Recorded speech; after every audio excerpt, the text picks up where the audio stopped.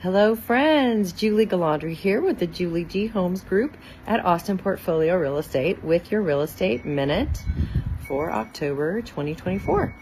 Coming to you live here on November 11th. To be honest, I just kind of wanted to wait a week.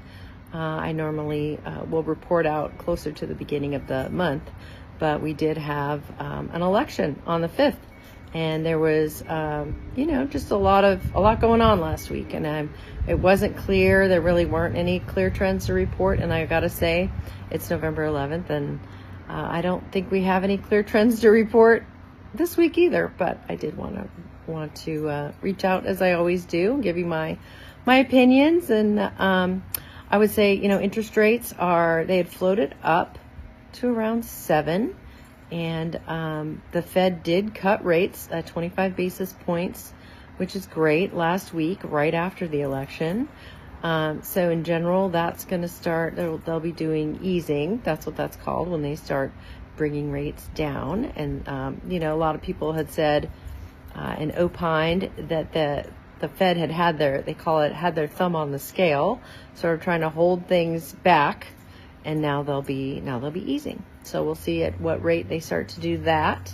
But in the meantime, to a consumer, that means we're looking at rates. Hopefully they'll start to come back down into the mid sixes. That would be awesome. Because I think a lot more buyers were interested in making a purchase when the rates were trending towards 6%. And then we'll just see where the world takes us from there.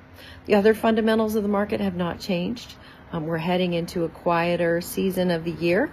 Real estate continues all year round, but there usually are fewer buyers and sellers interested in doing something as we get into the holidays. Having said that, inventory continues to be really interesting all around Austin.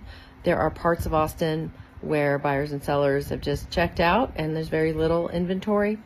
And then there's also other areas of town, particularly Central Austin, that has a lot of inventory. So if you're even moving around in a submarket, I have one client in mind as I'm thinking of this, who perhaps lives in a neighborhood where there's very little inventory and they're interested in moving to a neighborhood that has more or a lot.